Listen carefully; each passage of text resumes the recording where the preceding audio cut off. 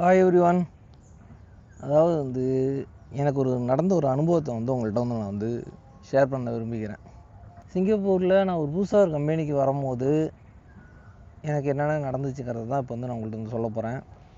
அதாவது வந்து பார்த்திங்கன்னா வச்சுங்களேன், நான் வந்து ஒரு புதுசாக ஒரு கம்பெனிக்கு வந்திருக்கேன்.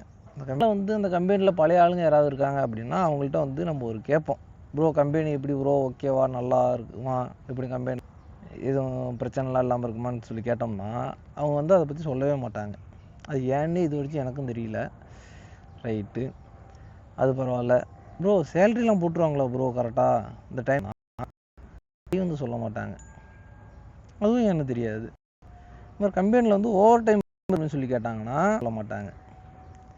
இந்த மாதிரி அனுபவம் உங்களுக்கு எதாவது நடந்துருந்ததுன்னா கமெண்டில் வந்து கமெண்ட் பண்ணுங்கள்.